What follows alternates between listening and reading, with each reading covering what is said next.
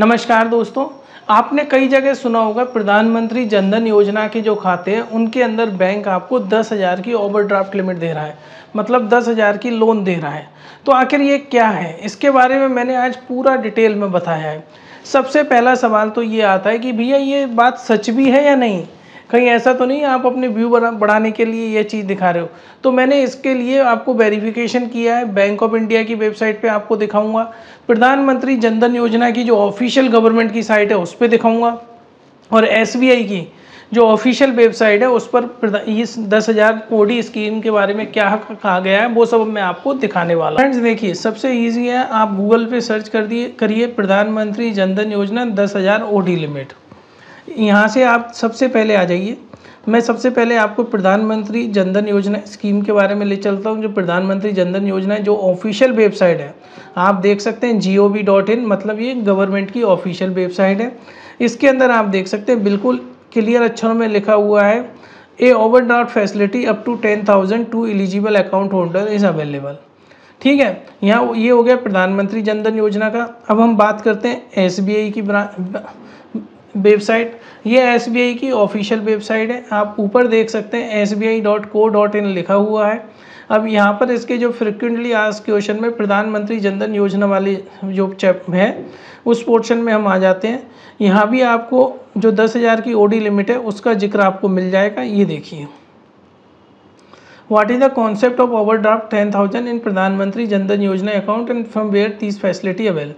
Overdraft facility up to 10,000 will be available to one account holder of Pradhan Jandan Yojana per household after 6 months of satisfactory conduct of account subject to fulfillment of eligibility criteria। तो आप इससे समझ जाइए कि ये 10,000 की जो योजना है एसबीआई ने दे रखी है। अब मैं आपको बैंक ऑफ इंडिया की वेबसाइट पर ले जाता हूँ। बैंक ऑफ इंडिया की वेबसाइट ये देखिए, ऑफिशियल वेबसाइट है .co.in।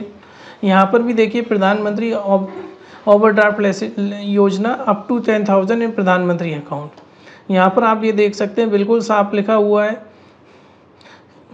लोन अमाउंट पे आ जाइए, मिनिमम ओडी लिमिट 2,000, मैक्सिमम 10,000।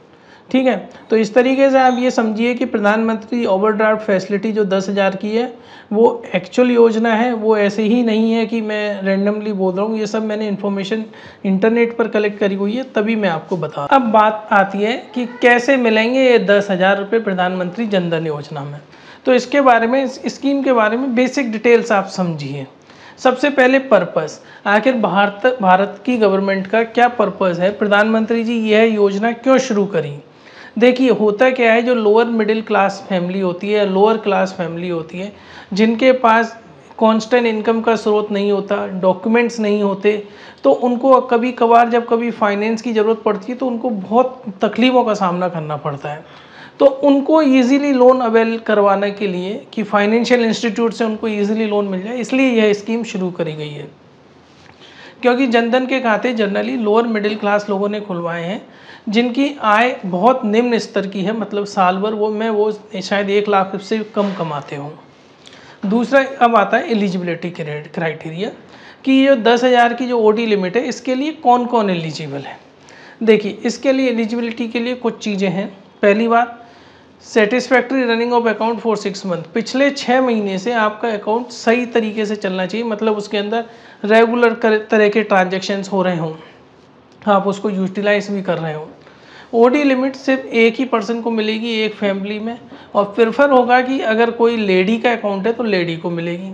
तीसरा, जो अकाउंट जिसके अंदर आप ओडी लिमिट लेना चाहते हैं उसके अंदर डीबीटी, डीबीटीएल स्कीम, जितनी भी जो स्कीम्स हैं, जैसे गैस सब्सिडी की स्कीम है या जो भी योजना है प्रधानमंत्री की, उसका पैसा उस अकाउंट में आना चाहिए। अकाउंट के अंदर आधार कार्ड होना ज़रूरी है। दूसरा, आज जो अकाउंट है, यानी कि किसी का एक सेविंग्स जनधन का अकाउंट अगर एसबीआई में है तो उसका किसी और एसबीआई की ब्रांच में या किसी और बैंक में जनधन खाता नहीं होना चाहिए। उम्र, जिस व्यक्ति को ओडी लिमिट चाहिए उसकी उम्र 18 साल से लेकर 60 साल के बीच में रहनी चाहिए। हाँ, कुछ लोग एलिजिबल नहीं है 10,000 ओडी लिमिट के लिए, जिसके अंदर आता है माइनर्स, जिनकी उम्र 18 साल से कम है। केसीसी, जीसीसी बोरोअर, जिन्होंने किसान क्रेडिट कार्ड बैंक से लिया हुआ है, वो एलिजिबल नहीं है। और अगर फैमिली में किसी एक को ओडी लिमिट मिल गई है तो किसी और सदस्य को ओडी लिमिट नहीं मिलेगी। ये अब आता है कि ये इसका नेचर क्या है। देखिए, आपको मैं बार बार जो ओडी बोल रहा हूँ उसकी फुल फॉर्म होती है ओवरड्राफ्ट लिमिट। ओवरड्राफ्ट लिमिट क्या होती है कि आपका जो जनधन खाता है उसके अंदर अगर बैंक ने 10,000 की ओवरड्राफ्ट लिमिट दे दी, तो इसका ये मतलब है कि जब आपका बैलेंस जीरो हो जाएगा उसके ऊपर आप 10,000 और इस्तेमाल कर सकते हैं, और आप जितना पैसा इस्तेमाल करोगे उतने पैसे पर ही ब्याज लगेगा। मान के चलिए कि आपको 10,000 की लिमिट दी है, आपने इस्तेमाल सिर्फ 2,000 रुपये करे हैं, तो 2,000 के ऊपर ही आपको ब्याज देना है, 8,000 के ऊपर किसी तरह का कोई ब्याज नहीं लगेगा। ये ओडी लिमिट की सबसे अच्छी खासियत होती है कि जितना पैसा मैं इस्तेमाल करूँगा उसी पर ब्याज दूंगा। ये नहीं है कि 10,000 पर आपको पूरा ब्याज देना पड़ेगा, ऐसा नहीं होगा। लोन टेन्योर, आपको जो ये 10,000 की लिमिट दी जाती है ये 36 महीने के लिए दी जाती है, लेकिन इसका एनुअल रिव्यू होता है। एनुअल रिव्यू मतलब हर साल ब्रांच मैनेजर इस ओडी लिमिट को देखेगा कि आपने जो जो पैसा इस्तेमाल किया उस पर ब्याज आपने प्रॉपर तरीके से दिया है या नहीं दिया। ऐसा तो नहीं आप पैसा इस्तेमाल कर लिए लेकिन आपने ब्याज नहीं दिया, तो ब्रांच मैनेजर आपकी ओडी लिमिट उसी वक्त बंद कर देगा, और जो भी आपने पैसा इस्तेमाल किया होगा ब्याज सहित बैंक आपको रिटर्न करने को बोलेगा। अगर आप रिटर्न नहीं करेंगे तो आपका सिबिल स्कोर खराब होगा, क्योंकि चाहे ये 10,000 की ओडी लिमिट है लेकिन इसका लिंकेज सीधा का सीधा आपके सिबिल स्कोर पर रहेगा। अब आता है मैक्सिमम लोन अमाउंट, कि भैया 10,000 तो मैक्सिमम लोन की लिमिट है, लेकिन किसको कितना लोन अमाउंट मिलेगा ये कैसे डिसाइड होगा। इसके लिए काफ़ी सारे फैक्टर हैं, 3 फैक्टर आते हैं इसके अंदर, कि पिछले मंथली में जिस मंथ आप लेने जा रहे हो, मान के चलिए अभी चल रहा है सितंबर, आप बैंक के पास ओडी लिमिट लेने गए, तो जुलाई के महीने में जो आपका एवरेज बैलेंस है उसका 4 गुना, या फिर पिछले 6 महीने में जितना क्रेडिट आपके अकाउंट में आया है उसका 50% क्रेडिट समेशन, या 10,000, इसमें से जो सबसे लोएस्ट होगा उतना आपको मिलेगा। अब बात करते हैं कोलैटरल सिक्योरिटी। क्या इसके लिए कोई कोलैटरल सिक्योरिटी, पर्सनल गारंटी कोई देनी होती है? नहीं, ना तो आपको कोई प्रॉपर्टी गिरवी रखनी है, ना किसी थर्ड पर्सन की सिक्योरिटी की पर्सनल गारंटी इसमें लगेगी। ये जो 10,000 की ओडी लिमिट है ये आपको आपके दम पर ही मिलेगी, मतलब किसी थर्ड पर्सन का आपके और बैंक के अलावा इन्वॉल्वमेंट नहीं होगा। इंटरेस्ट रेट, प्रधानमंत्री जनधन योजना के अंदर इसकी इंटरेस्ट रेट बिल्कुल फिक्स करी गई है कि 2% above the base rate. Base rate क्या होता है? बेस रेट आरबीआई निर्धारित करता है कि कोई भी बैंक इससे कम रेट ऑफ इंटरेस्ट पे लोन नहीं देगा। तो वो वाली रेट ऑफ इंटरेस्ट जो आज जनरली चलती है 9.1 to 10.25 के बीच में चलती है, तो आप मोटा मोटा ये समझिए 11 से 12% में आपको ये ओडी लिमिट मिल जाएगी। प्रोसेसिंग फ़ीस की बात करते हैं, इसके अंदर कोई भी प्रोसेसिंग फ़ीस नहीं देनी पड़ती, चाहे आपका अकाउंट सरकारी बैंक में हो चाहे प्राइवेट बैंक में, विदाउट प्रोसेसिंग फ़ीस आपको ये लोन मिलेगा। दूसरा, अगर ब्रांच ने आपकी लिमिट ये सैंक्शन कर दी है तो इसको जब विड्रॉ करने के लिए आपको कुछ अलग तरीके नहीं अपनाने। आप जो नॉर्मल अपना credit card, debit card, passbook या बैंक जो ई मित्र है वहाँ से आप अपना पैसा इजीली निकाल सकते हो। अलग से आपको बैंक को कोई लिखित करके नहीं देना कि मैं ये पैसा किस लिए इस्तेमाल कर रहा हूँ, क्यों कर रहा हूँ। आप नॉर्मल वे में जैसे आप सेविंग अकाउंट के पैसे को इस्तेमाल करते हैं वैसे ही आप ओडी के पैसे को इस्तेमाल कर पाएंगे। इंस्पेक्शन, ओडी लिमिट सैंक्शन करने के लिए ब्रांच मैनेजर को आपका किसी तरह का कोई इंस्पेक्शन करने की ज़रूरत नहीं है। ना घर का इंस्पेक्शन होगा, ना आप जो काम करते हैं जॉब का या आपके ऑफिस का कोई भी इंस्पेक्शन नहीं होगा।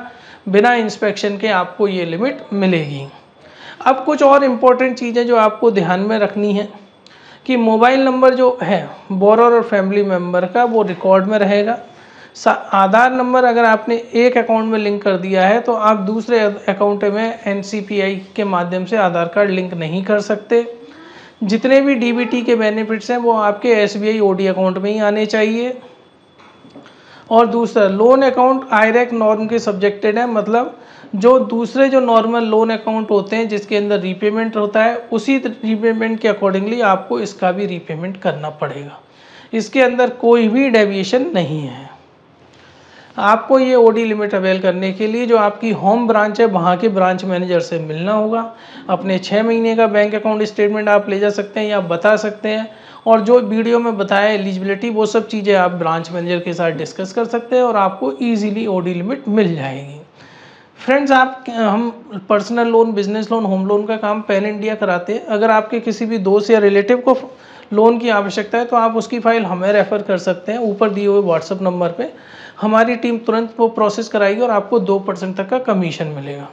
मैंने फ्रेंड्स एक वीडियो बनाया हुआ है, प्रधानमंत्री जनधन योजना क्या है, इसके बारे में पूरी विस्तृत जानकारी दी है। वो देखने के लिए आप ऊपर क्लिक करके देख सकते हैं। धन्यवाद।